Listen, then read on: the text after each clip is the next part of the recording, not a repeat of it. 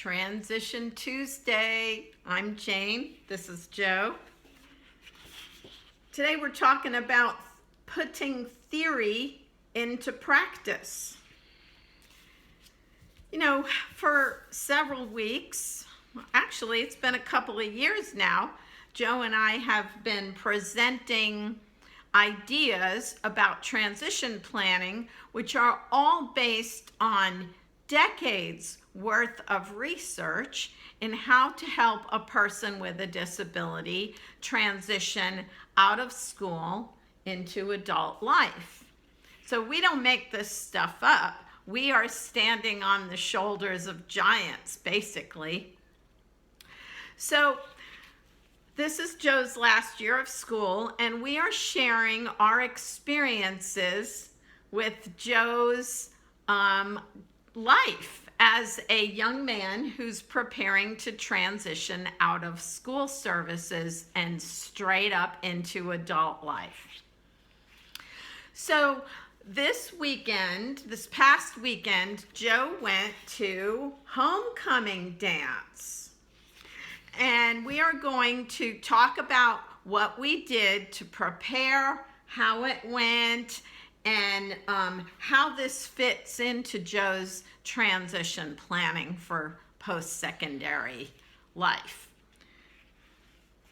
So last time we talked about Joe's IEP meeting and the transition plan in that IEP meeting, right? So the way the homecoming dance fits into Joe's transition plan in his school plan, his individualized education plan. We talked about what the components of a transition plan are and what Joe will be focusing on in that transition plan. And the very first thing is community participation. Homecoming dance, right? You know, one of the ways that community participation happens is community mapping. Find your group. Joe's group is his class. Those are his peers. They know him. He knows them. Did you have fun at homecoming last night? Did you have fun at the dance last night? Tell me with your voice or touch my hand. Did you have fun last night? Yes. Were you glad that you went with your friends?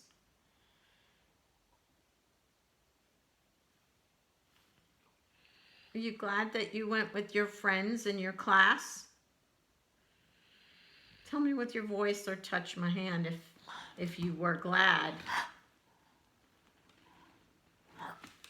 Yes. You've been to the homecoming dance before, a couple of times. And this time you went with your class, with your peers. Did that make a difference in how much fun you had? Yes. See that? That's really important.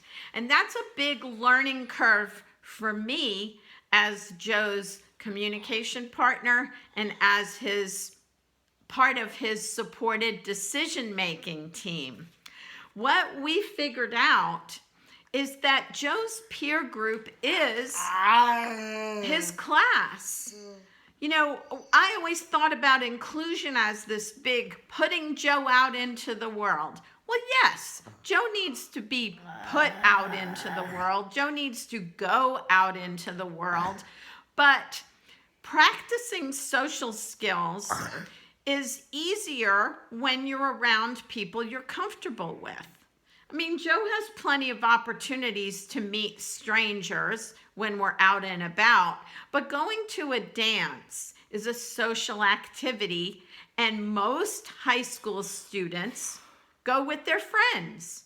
So, duh, That was a big learning curve for me because we have attempted to take Joe to dances before, but never in an organized and planned way like we did last night. So that was a big lesson for us. Getting involved. Who are your social groups? We figured that out. So in the category of daily living skills, social skills practice, and community planning, this is an informal pursuit, which is really a good way to do all those things because it's something that everybody can relate to. Joe obviously had a great time, and it was important for all of those people. Now, I will say that it was extraordinary because not only because we figured out the piece about who Joe should go with, but we also were really encouraged because the staff, Joe's teacher and the 2 parapros who were in that classroom went with the kids. They volunteered their time. They went with the kids. So there was supervision and support there. And that was a big piece of the puzzle as well, because the parents could step back and not be an invasive part of a social skills practice that typically doesn't involve parental support. You see where I'm going? Plan ahead. So we had staff that volunteered, and then we talked about what does Joe need to have a successful experience, based on the experiences before that were not successful. So putting theory into practice, we're using the theories of transition planning better, and the practice is what's making it better, based on what we're learning. What will you need to bring? How long will you stay? What do you want to happen? So we actually gathered and talked about all of these things as a group. And that was a great experience. And then we used some research-based materials. Here is a checklist that I got from a social skills lesson from Teachers Pay Teachers. And as you can see, it says my pre-dance checklist. And all the things on here, I'll just read them really quick. Date and time of event, place of the dance, do I need a ticket, what does it cost, what's the theme of the dance, what's the dress code, how am I getting to the dance, who am I going with, what am I going to wear, do I need to wash, iron, or buy something?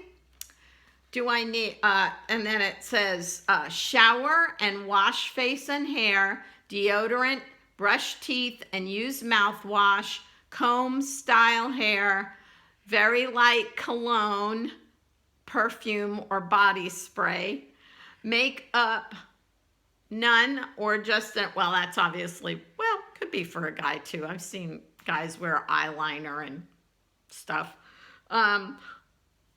Zit cream. I have some conversation starters that I can use. If I need a break, I can go. Are there food and drinks at the dance? Do I need to bring money?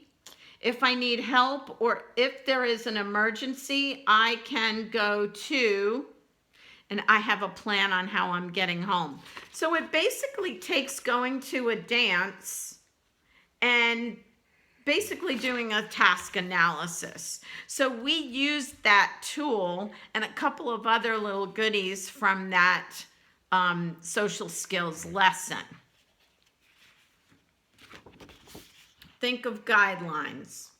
If I'm triggered, what will happen. So, talking about that, this is an earplug. It's a very simple thing. It's cheap, it's easy to find, and it's very effective. Joe really doesn't like super loud places inside. That really makes things not fun for him. So earplugs.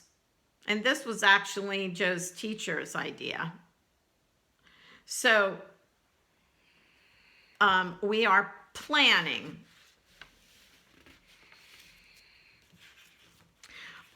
Speaking of which, how long will you stay?